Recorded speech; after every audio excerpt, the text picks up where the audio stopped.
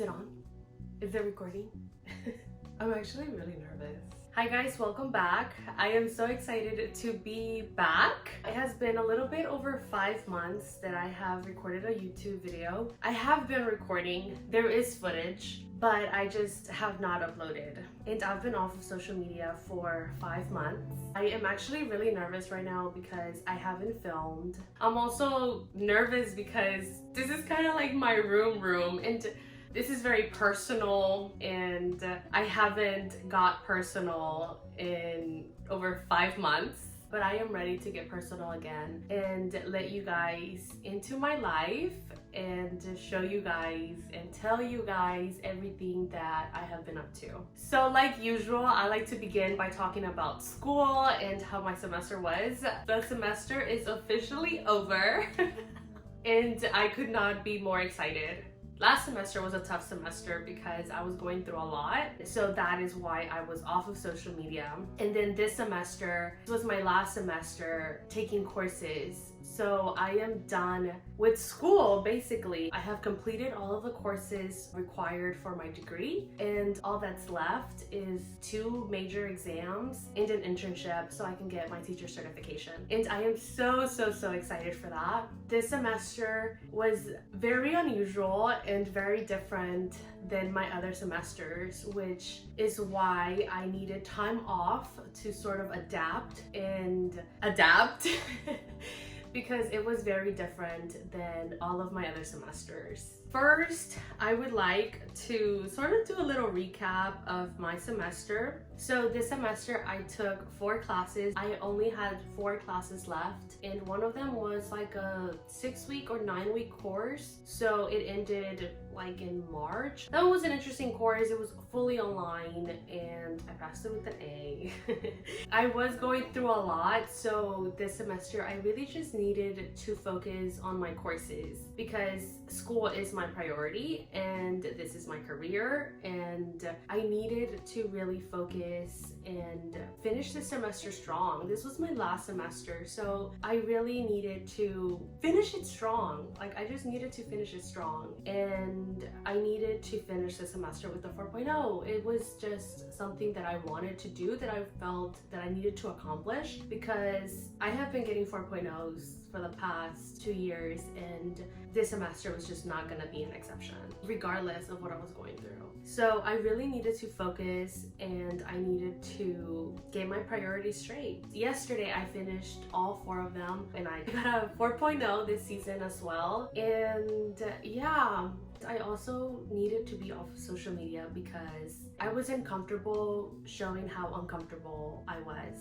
And if I would have stayed on social media, I would have shown a fake process, or I don't even know how I would have been if I would have stayed on social media. Social media was not the problem. I just felt like social media was going to add to the problem because, you know, on social media, we only show what's perfect. We don't show what's imperfect. And so my life was not at all perfect 5 months ago. It was actually really bad. And so I was just not comfortable showing how uncomfortable I was. And I think that it took 5 months, literally. It took till May 10th for me to be comfortable with being uncomfortable. And now I am comfortably uncomfortable. And this semester, again, was really one of the most important semesters of my education career. Like I said, this was the last semester taking courses, and I needed to finish it strong. Like, that's all I really can say. That's really that there is to say. And I enjoyed all of the courses that I took, even though at the beginning it didn't feel. At the beginning, my life was just so hard that I was not excited for school. Like, you guys know that school is always very exciting for me, and I always get very happy with school. Like, I love school, but I just felt like my life was just so bad that school wasn't even making me happy. It was just kind of like, well, let's get it over with. But I couldn't just get it over with because this is my career and I needed to focus and I needed to give it my all, even if I felt like there was nothing inside of me left. Yeah, it's getting really personal. I had a lot of life changes this semester. Life changes that I was not comfortable with at all. and I needed to take time to really get used to it and deal with it at my own pace, privately, and just surrounded by people that love me and that are there for me. So besides my closest friends and family, nobody knows what I really have been going through. And I say only my closest friends and family, which is like a million people. Just kidding, just like 150 people. And then the people that they told. And my nail tech, and my wax tech, and my lash tech, and everybody that helps me get pretty. Everybody knows what I've been going through. I also needed to dedicate my time to reading. You guys know I am an English major, and my favorite genre is romance. I love romance. I love love. I can't believe that it took me so long to read this book about love, even though I've had this book for so many years, even though I've known about this book my whole life.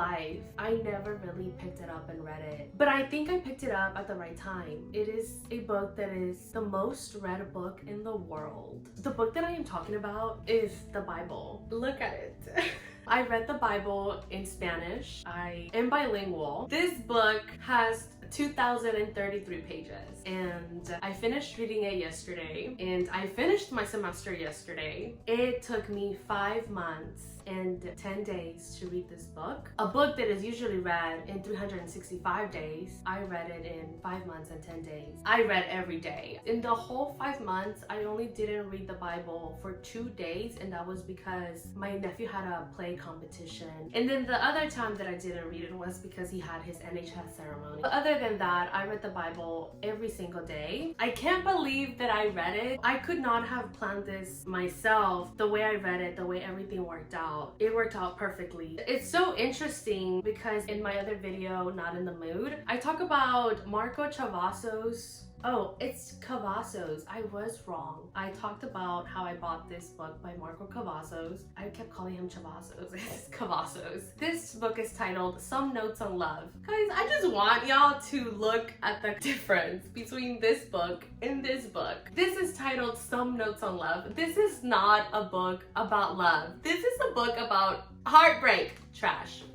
This book is a book about love. The other one, I thought that was love. That was before I knew true love. I read all of this. All of this is in my brain. And by no means does this mean that I am not a sinner. By no means does this mean that I am perfect. No, no, no. It simply means that you have a guide to life. I know that there were some times that I was reading and I'd stop reading because I was like, wait. I would be trying to make it make sense in my small little brain. How is this possible? And then I would keep reading, and then all my doubts would get answered.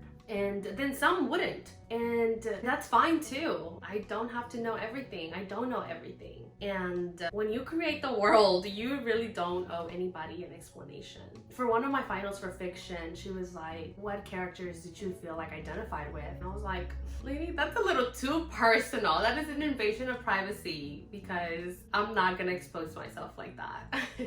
But in the Bible, you identify yourself with the people and you feel heard, you feel seen, you feel loved. It was hard. It wasn't a chill read. No, this was a very emotional read. Every single book had something new, something different, every page, every word. There were some books that I would start reading and I would immediately begin crying. You know, it's scolding you. It's telling you, what you're doing is not right. And then you're like, whoa, how do you know? How do you know my life? How do you know I've done this? Would I read it again?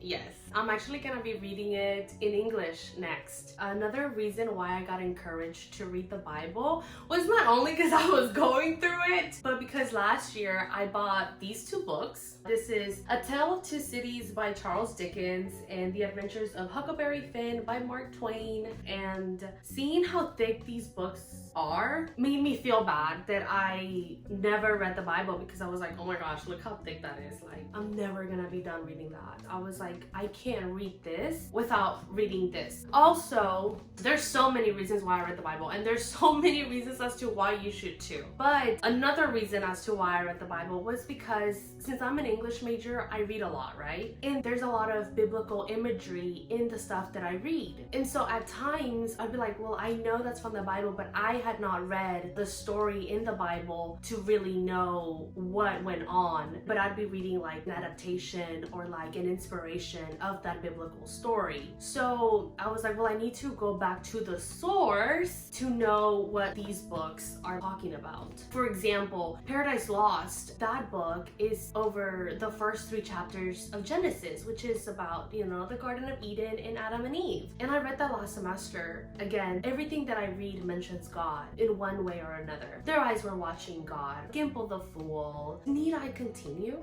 Another reason why I stayed off of social media and why I needed just time was because, drumroll please, because I am my dog mom. And this is Victor. He was born December 16th. He's sleepy. He just woke up from his nap. Tired? Tired, baby?